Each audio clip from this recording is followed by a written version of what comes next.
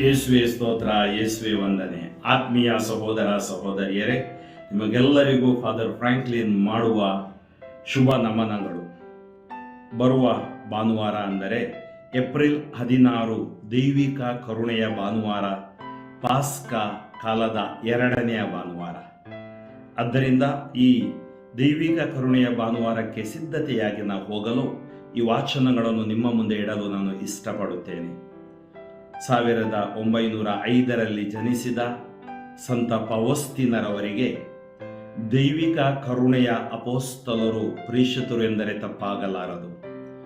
ಯೇಸು ಸ್ವಾಮಿ ಆಕೆಗೆ ದರ್ಶನ ಕೊಟ್ಟು ದೈವಿಕ ಕರುಣೆಯ ಕುರಿತು ತಿಳಿಸಿದ್ದನ್ನು ನಾವು ಇತಿಹಾಸದಲ್ಲಿ ಓದುತ್ತೇವೆ. 1938 ಅವರು ದೈವಾಧೀನರಾದರು. ಆದ್ದರಿಂದ ಜಗದ್ಗುರು ಸಂತ ದ್ವಿತೀಯ ಜಾನ್ ಪೌಲರು ಈ 2ನೆಯ ಭಾನುವಾರವನ್ನು 2000 ದೈವಿಕ ಕರುಣೆಯ ಹಬ್ಬವನ್ನಾಗಿ ಘೋಷಿಸಿದರು. ತದನಂತರ ಧರ್ಮಸಭೆ ಅಧಿಕೃತವಾಗಿ ದೈವಿಕ ಕರುಣೆಯ ಭಾನುವಾರವನ್ನಾಗಿ ಆಚರಿಸುತ್ತದೆ. ನಮ್ಮ ಕುಟುಂಬಗಳು ದೈವಿಕ ಕರುಣೆಯಿಂದ ತುಂಬಲಿ. ಇವತ್ತು ವಿಶೇಷವಾಗಿ ಎಷ್ಟೋ ರೋಗಿಗಳಿದ್ದೀರಿ, ಕಷ್ಟದಲ್ಲಿದ್ದೀರಿ, ನೋವಿನಲ್ಲಿದ್ದೀರಿ. ಈ ಸುವಾರ್ತೆ ಆಲಿಸುವಾಗ ದೇವರು ನಿಮ್ಮನ್ನು ಆಶೀರ್ವದಿಸಲಿ. ಸ್ತುತಿಗಳ ಮಧ್ಯೆ ವಾಸಿಸುವ ತಂದೆಯಾದ ದೇವರೇ, ಸುವಾರ್ತೆ ಆಲಿಸುವಂತೆ, ಗ್ರಹಿಸುವಂತೆ ನಮಗೆ ಬೇಕಾದ ಆತ್ಮರ ಶಕ್ತಿಯಿಂದ ತುಂಬಿರಿ. ನಿಮ್ಮ ದೈವಿಕ ಕರುಣೆ ನಮ್ಮೆಲ್ಲರ ಮೇಲೆ ಇಳಿದು ಬರಲೆಂದು ಪ್ರಾರ್ಥಿಸುತ್ತೇನೆ. ಇಂದಿನ ಮೊದಲನೆಯ ವಾಚನ ಪ್ರೇಷಿತರ ಕಾರ್ಯಕಲಾಪಗಳು, ಅಧ್ಯಾಯ 2 ವಾಕ್ಯಗಳು 42 47. Acts of the Apostles chapter 2 verses 42 to 47. ಭಕ್ತ ವಿಶ್ವಾಸಿಗಳೆಲ್ಲರೂ ಪ್ರೇಷಿತರ ಬೋಧನೆಯನ್ನು ಕೇಳುವುದರಲ್ಲಿ ನಿರತರಾಗಿದ್ದರು, ಅನ್ಯೋನ್ಯವಾಗಿ ಬಾಳುತ್ತಿದ್ದರು, ರೊಟ್ಟಿ ಮುರಿಯುವ ಸಹಭೋಜನದಲ್ಲಿ ಪಾಲ್ಗೊಳ್ಳುತ್ತಿದ್ದರು ಹಾಗೂ ಪ್ರಾರ್ಥನಾ ಕೂಟಗಳಲ್ಲಿ ಭಾಗವಹಿಸುತ್ತಿದ್ದರು. ಭಕ್ತರ ಸಭಾ ಜೀವನ ಪ್ರೇಷಿತರ ಮುಖಾಂತರ ಅನೇಕ ಅದ್ಭುತ ಕಾರ್ಯಗಳೂ ಸೂಚಕ ಕಾರ್ಯಗಳೂ ನಡೆಯುತ್ತಿದ್ದವು. ತಮ್ಮಲ್ಲಿದ್ದುದನ್ನು ಹುದುವಾಗಿ ಹಂಚಿಕೊಳ್ಳುತ್ತಿದ್ದರು. ತಮ್ಮ ತಮ್ಮ ಆಸ್ತಿಪಾಸ್ತಿಯನ್ನು ಮಾರಿ ಬಂದ ಹಣವನ್ನು ಅವರವರ ಅವಶ್ಯಕತೆಗೆ ತಕ್ಕಂತೆ ಎಲ್ಲರಿಗೂ ಹಂಚುತ್ತಿದ್ದರು. ದಿನಂಪ್ರತಿ ಅವರು ಒಮ್ಮನಸ್ಸಿನಿಂದ ದೇವಾಲಯದಲ್ಲಿ ಸಭೆ ಸೇರುತ್ತಿದ್ದರು. ತಮ್ಮ ಮನೆಗಳಲ್ಲಿ ರೊಟ್ಟಿ ಮುರಿಯುವ ಸಹ ಭೋಜನವನ್ನು ಏರ್ಪಡಿಸಿ ಸಂತೋಷದಿಂದಲೂ ಸಹೃದಯದಿಂದಲೂ ಭಾಗವಹಿಸುತ್ತಿದ್ದರು. ದೇವರನ್ನು ಸ್ತುತಿಸುತ್ತಾ ಸಕಲರಿಗೆ ಅಚ್ಚುಮೆಚ್ಚಾಗಿ ಬಾಳುತ್ತಿದ್ದರು. ಜೀವೋದ್ಧಾರವನ್ನು ಹೊಂದುತ್ತಿದ್ದವರನ್ನೆಲ್ಲ ಪ್ರಭು ಈ ಸಭೆಗೆ ದಿನೇ ದಿನೇ ಸೇರಿಸಿಕೊಳ್ಳುತ್ತಿದ್ದರು. ಆತ್ಮೀಯರೇ, ಈ ಮೊದಲನೆಯ ವಾಚನ ನಮಗೆ ಹೇಗೆ ಅನ್ಯೋನ್ಯತೆ ಸಭಾಜೀವನದಲ್ಲಿ ಬಂತು ಎಂಬುದಾಗಿ ತಿಳಿಸುತ್ತದೆ. ಪ್ರೇಷಿತರ ಕಾರ್ಯಕಲಾಪಗಳು ಪವಿತ್ರಾತ್ಮರ ಕಾರ್ಯಕಲಾಪಗಳು. ನೋಡಿ, ದೇವರ ಕರುಣೆ ಪ್ರೇಷಿತರ ಮೇಲೆ ಇಳಿದು ಬಂತು. ಪಂಚದಶಮಿ ದಿನದಂದು ಅವರಲ್ಲಿ ಪವಿತ್ರಾತ್ಮ ಇಳಿದು ಬಂದರು.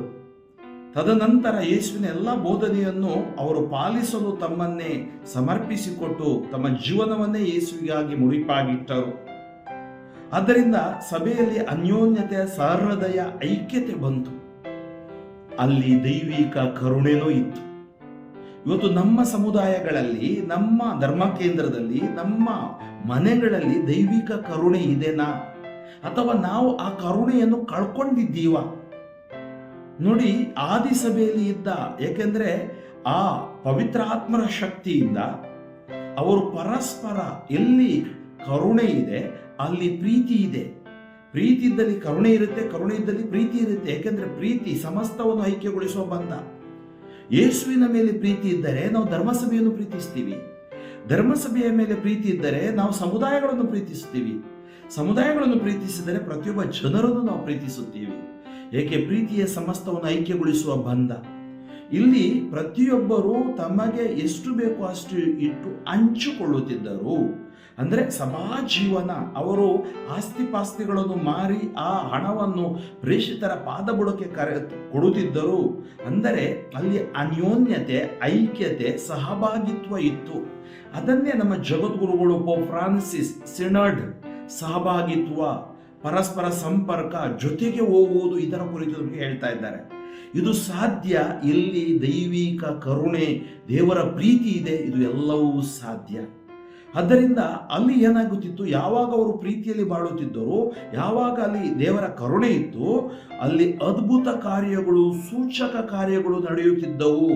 ನೀವು ಪ್ರಾರ್ಥನೆಯಲ್ಲಿದ್ದಾಗ, ಪ್ರಾರ್ಥಿಸುವಾಗ, ಅನ್ಯೋನ್ಯವಾಗಿ ಬಾಳುವಾಗ ನಮ್ಮ ಕುಟುಂಬಗಳಲ್ಲೂ, ನಮ್ಮ ಸಮುದಾಯಗಳಲ್ಲೂ, ಕಿರುಕ್ರೈಸ್ತ ಸಮುದಾಯಗಳಲ್ಲೂ ಮತ್ತು ನಮ್ಮ ಧರ್ಮ ಕೇಂದ್ರಗಳಲ್ಲೂ ದೇವರು ಅದ್ಭುತ ಮಾಡೇ ಮಾಡುತ್ತಾರೆ. ಆದ್ದರಿಂದ ನೀವು ನೋಡಿ, ಎಂಥ ಅದ್ಭುತಗಳು. ಮಳೆ ಇಲ್ಲದ ಊರುಗಳಿಗೆ ಮಳೆಯನ್ನು ಕೊಡುತ್ತಾರೆ, ಅಥವಾ ನಿಮ್ಮ ಊರಿನಲ್ಲಿರುವ ಸಾಂಕ್ರಾಮಿಕ ಪಿಡುಗುಗಳಿಂದ ರಕ್ಷಿಸುತ್ತಾರೆ.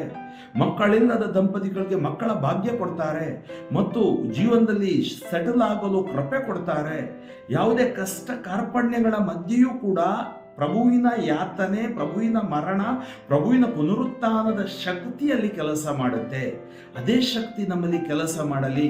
ನಾವು ಇವತ್ತು ನಮ್ಮ ಮನೆ ಮಾತ್ರವಲ್ಲ, ನಮ್ಮ ಧರ್ಮ ಕೇಂದ್ರವೆಂಬ ಕುಟುಂಬವನ್ನು, ಧರ್ಮ ಸಭೆ ಎಂಬ, ಧರ್ಮ ಕ್ಷೇತ್ರ ಎಂಬ ಕುಟುಂಬವನ್ನು, ಧರ್ಮ ಸಭೆ ಎಂಬ ಕುಟುಂಬವನ್ನು ನಮ್ಮ ಕುಟುಂಬವಾಗಿ ನಾವು ಅಂಗೀಕರಿಸಿ ಪ್ರಭುವಿನ ನಾವು ಸೇವಕರಾಗಿ ಅಥವಾ ಶಿಷ್ಯರಾಗಿ ಬಾಳುವಾಗ ಅಲ್ಲಿ ದೇವರು ನಮ್ಮ ಮೇಲೆ ದಯೆ ತೋರುತ್ತಾರೆ. ಆದ್ದರಿಂದ ನಾವು ಏನು ಮಾಡಬೇಕು, ನಾವು ಹೇಗೆ ಈ ಆದಿ ಸಭೆಯಲ್ಲಿ ಬಾಳುತ್ತಿದ್ದರೋ ಅದೇ ಮನೋಭಾವವನ್ನು ಹೊಂದಿರಬೇಕು.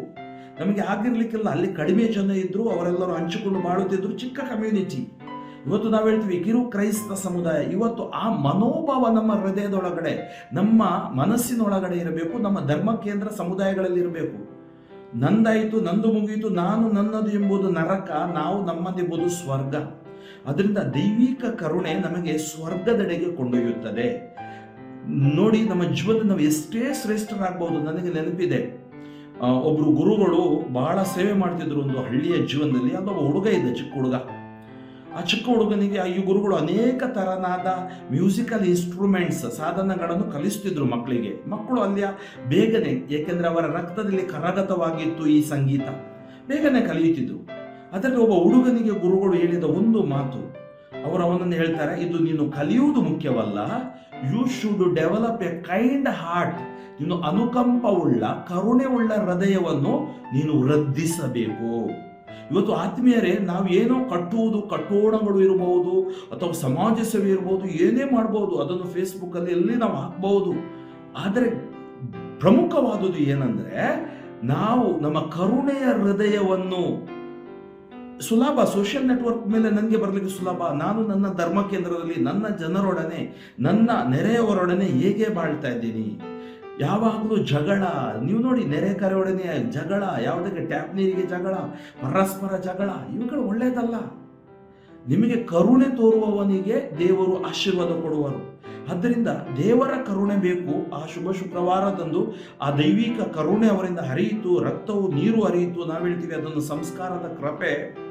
ಅಂದ್ರೆ ಆ ಕರುಣೆ ಪುನರುತ್ಥಾನಿ ಪ್ರಭು ಯೇಸುವಿನ ಮೂಲಕ ನಮ್ಮಲ್ಲಿ ಹರಿಯುತ್ತದೆ, ಹರಡುತ್ತದೆ. ಆದ್ದರಿಂದ ನಾವು ಕರುಣಾಮಯ ಯೇಸುವಿನೊಟ್ಟಿಗೆ ಜೀವಿಸೋಣ ಮತ್ತು ನಮ್ಮಲ್ಲಿರುವ ಹಠಮಾರಿತನ, ಸ್ವಾರ್ಥ, ಅಹಂಕಾರ, ಗರ್ವ, ಮತ್ಸರ, ಹೊಟ್ಟೆ ಕಿಚ್ಚು ಇವುಗಳನ್ನು ಬಿಟ್ಟು ಬಿಡೋಣ. ಯೇಸುವಿನ ಹಾದಿಯಲ್ಲಿ ನಾವು ಜೀವಿಸೋಣ. ಅದಕ್ಕೆ ಈ ವಾಚನ ನಮಗೆ ಸಹಾಯ ಮಾಡಲೆಂದು ಪ್ರಾರ್ಥಿಸೋಣ. ಇಂದಿನ ಕೀರ್ತನೆ 118. ಸಲ್ಲಿಸಿ ನೀವೆಲ್ಲ ಪ್ರಭುವಿಗೆ ಧನ್ಯವಾದ, ಆತ ಒಳ್ಳೆಯವ, ಆತನ ಪ್ರೀತಿ ಶಾಶ್ವತ. ಸಾರಲಿ ಇಸ್ರಾಯೇಲಿನ ಜನತೆ, ಆತನ ಪ್ರೀತಿ ಶಾಶ್ವತ ಎಂದೇ. ಸಾರಲಿ ಆರೋನನ ವಂಶಲತೆ, ಆತನ ಪ್ರೀತಿ ಶಾಶ್ವತ ಎಂದೇ. ಸಾರಲಿ ಆತನ ಭಕ್ತರ ಪಂಥ, ಆತನ ಪ್ರೀತಿ ಶಾಶ್ವತ ಅಂತ. ನೀವೆಲ್ಲ ಪ್ರಭುವಿಗೆ ಧನ್ಯವಾದ ಸಲ್ಲಿಸಿ ನೀವೆಲ್ಲ ಪ್ರಭುವಿಗೆ ಧನ್ಯವಾದ, ಆತ ಒಳ್ಳೆಯವ, ಆತನ ಪ್ರೀತಿ ಶಾಶ್ವತ. ನನ್ನನ್ನು ತಳ್ಳಿ ಬೀಳಿಸ ನೋಡಿದರು ನೆಲಕ್ಕೆ, ಆದರೆ ಪ್ರಭು ನೆರವು ನೀಡಿದನು ಎನಗೆ. ಪ್ರಭುವೇ ನನಗೆ ಬಲವು, ಧೈರ್ಯವು, ಆತನಿಂದಲೇ ನನಗೆ ಉದ್ಧಾರವು. ಜಯಘೋಷ ಹರ್ಷಾಸುನಾದ, ಸಜ್ಜನರ ಬಿಡಾರದಿಂದ ಪರಾಕ್ರಮ ಪ್ರದರ್ಶನ ಪ್ರಭುವಿನ ಬಲಗೈಯಿಂದ. ಸಲ್ಲಿಸಿ ನೀವೆಲ್ಲ ಪ್ರಭುವಿಗೆ ಧನ್ಯವಾದ, ಆತ ಒಳ್ಳೆಯವ, ಆತನ ಪ್ರೀತಿ ಶಾಶ್ವತ. ಮನೆ ಕಟ್ಟುವವರು ಮೂಲೆಗೆಸೆದ ಕಲ್ಲು, ಆಯಿತು ನೋಡು ಮುಖ್ಯವಾದ ಮೂಲೆಗಲ್ಲು. ಪ್ರಭುವಿನಿಂದಲೇ ಆದ ಈ ಕಾರ್ಯ, ನಮ್ಮ ಕಣ್ಣಿಗೆ ಅದೆಂತ ಆಶ್ಚರ್ಯ. ಪ್ರಭುವೇ ನಿಯೋಜಿಸಿದ ದಿನವಿದು, ಹರ್ಷಿಸಿ ಆನಂದಿಸೋಣ ಇಂದು.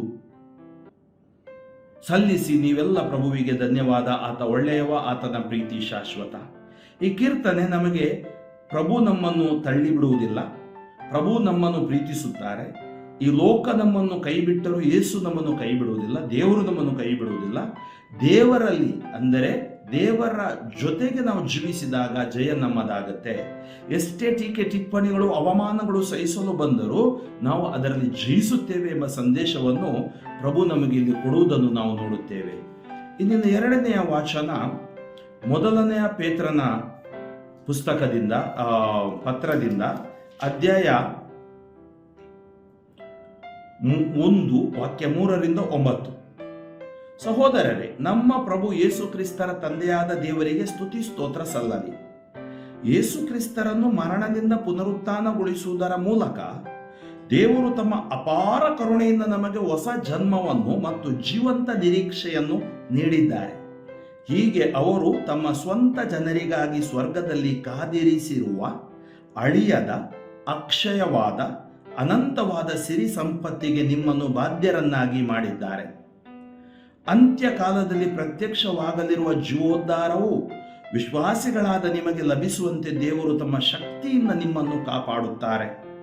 ಸದ್ಯಕ್ಕೆ ನೀವು ಕೊಂಚ ಕಾಲ ಹಲವಿಧವಾದ ಪರಿಶೋಧನೆಗಳ ನಿಮಿತ್ತ ದುಃಖ ಅನುಭವಿಸಬೇಕಾಗಿದ್ದರೂ ಪ್ರತ್ಯಕ್ಷವಾಗಲಿರುವ ಆ ಸಿರಿ ಸಂಪತ್ತನ್ನು ಜ್ಞಾಪಿಸಿಕೊಂಡು ಹರ್ಷಚಿತ್ತರಾಗಿರಿ. ಪರಿಶೋಧನೆಗಳು ಬಂದೊದಗುವುದು ನಿಮ್ಮ ವಿಶ್ವಾಸವನ್ನು ಪುಟಬಿಡುವುದಕ್ಕಾಗಿ. ನಶಿಸಿ ಹೋಗುವ ಬಂಗಾರವೂ ಕೂಡ ಬೆಂಕಿಯಿಂದ ಪರಿಶೋಧಿತವಾಗುತ್ತದೆ. ಬಂಗಾರಕ್ಕಿಂತಲೂ ಬಹು ಅಮೂಲ್ಯವಾದ ನಿಮ್ಮ ವಿಶ್ವಾಸವು ಶೋಧಿತವಾಗಬೇಕು. ಆಗ ಮಾತ್ರ ಯೇಸು ಕ್ರಿಸ್ತರು ಪ್ರತ್ಯಕ್ಷವಾಗುವ ದಿನದಂದು ನಿಮಗೆ ಪ್ರಶಂಸೆ, ಪ್ರತಿಷ್ಠೆ ಹಾಗೂ ಪ್ರತಿಭೆ ದೊರಕುತ್ತವೆ. ಕ್ರಿಸ್ತ ಯೇಸುವನ್ನು ನೀವು ನೋಡದಿದ್ದರೂ ಅವರನ್ನು ಪ್ರೀತಿಸುತ್ತೀರಿ. ನೀವೀಗ ಕಣ್ಣಾರೆ ಕಾಣದಿದ್ದರೂ ಅವರನ್ನು ವಿಶ್ವಾಸಿಸುತ್ತೀರಿ. ಇದರ ಅಂತಿಮ ಫಲವಾಗಿ ಜೀವೋದ್ಧಾರ ಪಡೆಯುತ್ತೀರಿ. ಈ ಕಾರಣದಿಂದ ಅವರ್ಣನೀಯವಾದ ಮಹಾದಾನಂದದಿಂದ ನಲಿಯುತ್ತೀರಿ. ಆತ್ಮೀಯ ಸಹೋದರ ಸಹೋದರಿಯರೇ, ಈ ಎರಡನೆಯ ವಾಚನವನ್ನು ನಾವು ಸ್ವಲ್ಪ ಧ್ಯಾನಿಸೋಣ. ನೋಡಿ, ಏನ್ ಹೇಳ್ತಾರೆ ಸಂತ ಪೇತ್ರರು? ದೇವರು ಅಪಾರ ಕರುಣೆಯಿಂದ ನಮಗೆ ಹೊಸ ಜನ್ಮವನ್ನು ಮತ್ತು ಜೀವಂತ ನಿರೀಕ್ಷೆಯನ್ನು ನೀಡಿದ್ದಾರೆ. ಅದಕ್ಕಾಗಿ ಅವರು ಹೀಗೆ ಪತ್ರವನ್ನು ಬರೆಯುವಾಗ, ನಮ್ಮ ಪ್ರಭು ಯೇಸು ಕ್ರಿಸ್ತರ ತಂದೆಯಾದ ದೇವರಿಗೆ ಸ್ತುತಿ ಸ್ತೋತ್ರ ಸಲ್ಲಲಿ. ಯೇಸು ಕ್ರಿಸ್ತರನ್ನು ಮರಣದಿಂದ ಪುನರುತ್ಥಾನಗೊಳಿಸುವುದರ ಮೂಲಕ. ನೋಡಿ, ದೇವರ ಕರುಣೆ ಹೇಗೆ ನಮಗೆ ಪ್ರಭು ಯೇಸುವಿನ ಮೂಲಕ ಆ ಕರುಣೆ ನಮಗೆ ಲಭ್ಯವಾಯಿತು. ದೇವರು ತಮ್ಮ ಅಪಾರ ಕರುಣೆಯಿಂದ ನಮಗೆ ಹೊಸ ಜನ್ಮವನ್ನು ಮತ್ತು ಜೀವಂತ ನಿರೀಕ್ಷೆಯನ್ನು ನೀಡಿದ್ದಾರೆ. ಹೀಗೆ ಅವರು ತಮ್ಮ ಸ್ವಂತ ಜನರಿಗಾಗಿ ಸ್ವರ್ಗದಲ್ಲಿ ಕಾದಿರಿಸಿರುವ ಅಳಿಯದ ಅಕ್ಷಯವಾದ ಅನಂತವಾದ ಸಿರಿ ಸಂಪತ್ತಿಗೆ ಬಾಧ್ಯರನ್ನಾಗಿ ಮಾಡಿದ್ದಾರೆ. ಇನ್ನೇನು ನಮಗೆ ಬೇಕು? ಕ್ರಿಸ್ತನಲ್ಲಿ ನಾವು ಜೀವಿಸಬೇಕು. ಖಂಡಿತವಾಗಿಯೂ ನಮಗೆ ಭರವಸೆ ಇದೆ. ನಮಗೆ ಸ್ವರ್ಗ ಸಾಮ್ರಾಜ್ಯ ಯೇಸು ಸ್ವಾಮಿ ಅದನ್ನು ನಮಗೆ ದಯಪಾಲಿಸುತ್ತಾರೆ. ಆದ್ದರಿಂದ ಅವರು ಹೇಳ್ತಾರೆ, ಕೊಂಚ ಕಾಲ ನಿಮಗೆ ಕಷ್ಟ ಸಂಕಟಗಳು ಬರಬಹುದು. ಹೇಗೆ ಬಂಗಾರ ಬೆಂಕಿಯಲ್ಲಿ ಪರಿಶೋಧಿತವಾಗುತ್ತೆ, ನಿಮ್ಮ ವಿಶ್ವಾಸವು ಪರಿಶೋಧಿತವಾಗಬಹುದು. ಆದರೆ ನೀವು ಏನ್ ಮಾಡಬೇಕು? ನೀವು ಕಂಗೆಡದೆ ಪ್ರಭು ಯೇಸುವಿನಲ್ಲಿ ಜೀವಿಸಬೇಕು. ಆದ್ದರಿಂದ ನಿಮ್ಮ ಅಂತಿಮ ಫಲ ಜೀವೋದ್ಧಾರವನ್ನು ಪಡೆಯುತ್ತೀರಿ. ಅವರ್ಣನೀಯವಾದ ಮಹಾದಾನಂದದಿಂದ ನಲಿಯುತ್ತೀರಿ. ಅಂತ ಕೃಪೆ, ಅಂತ ಆಶೀರ್ವಾದ ನಮಗೆ ಸಿಗಲಿ ಎಂದು ನಾವು ಪ್ರಾರ್ಥಿಸೋಣ. ಇಂದಿನ ಶುಭ ಸಂದೇಶ ಯೋಹಾನ 20 ವಾಕ್ಯಗಳು 19-31. ಅದೇ ಭಾನುವಾರ ಸಂಜೆ ಶಿಷ್ಯರು ಒಂದು ಮನೆಯಲ್ಲಿ ಕೂಡಿದ್ದರು.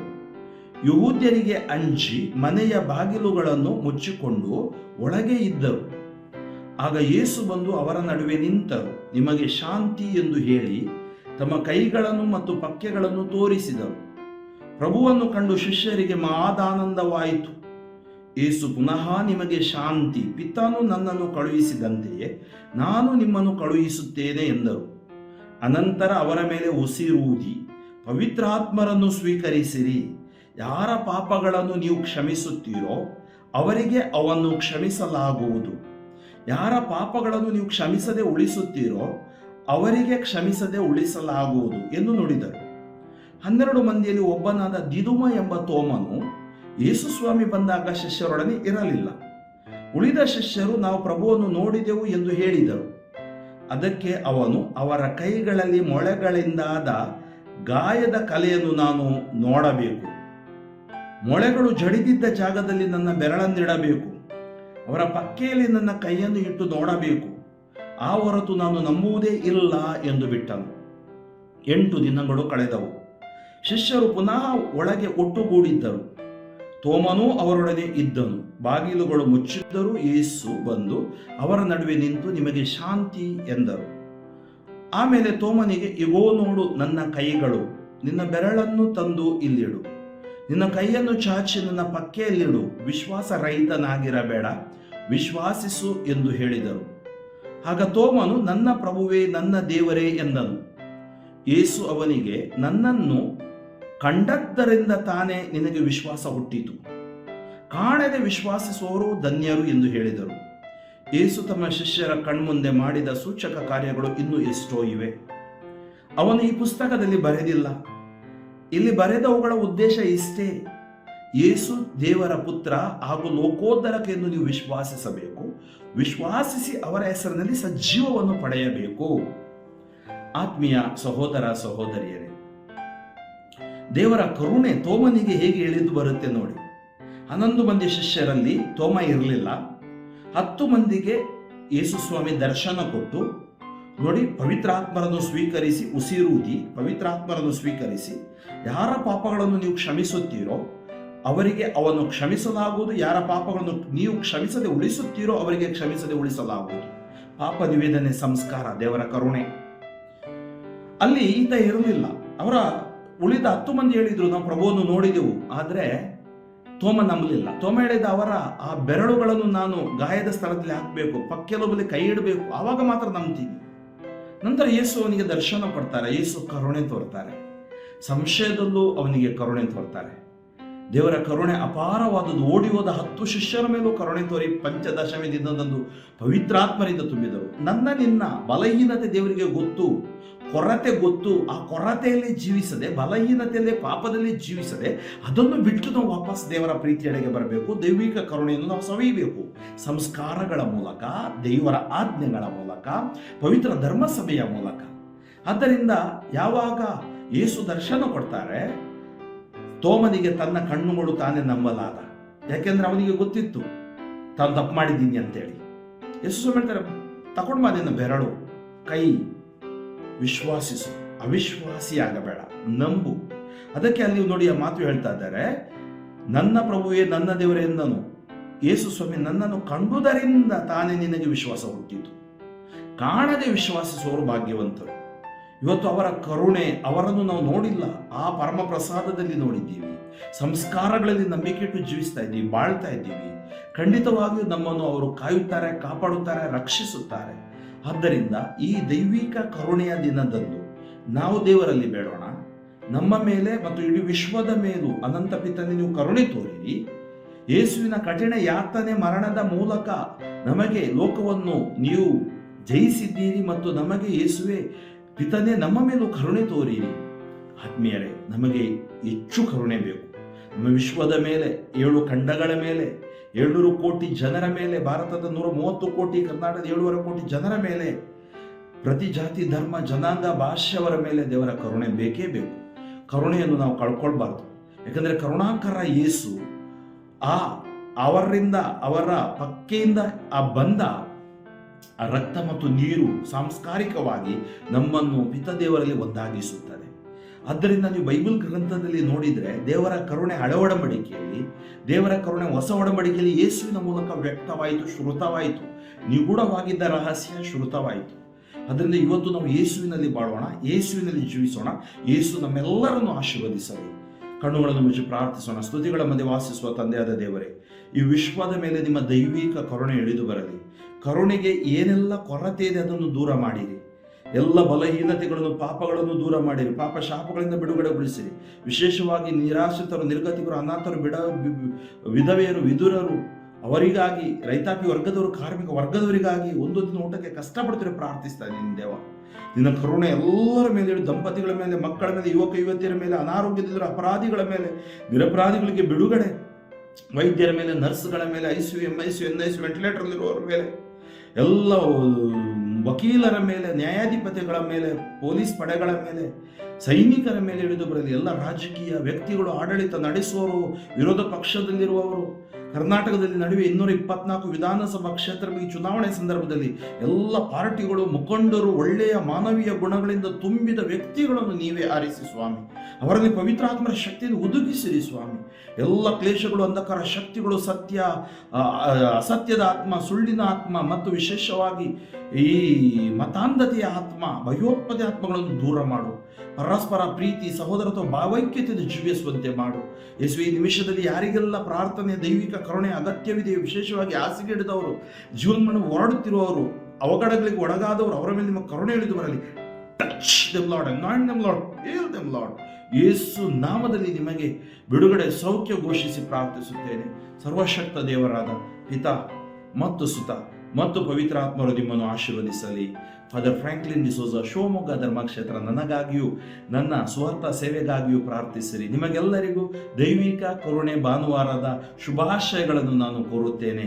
ಸಾಧ್ಯವಾದಷ್ಟು ಜನರಿಗೆ ಈ ಸಂದೇಶವನ್ನು ಹಂಚಿಕೊಳ್ಳಿ, ಅವರು ಕೂಡ ದೈವಿಕ ಕರುಣೆಯನ್ನು ಅನುಭವಿಸಲೆಂದು ನಾನು ಹಾರೈಸುತ್ತೇನೆ. ಆಮೇಲೆ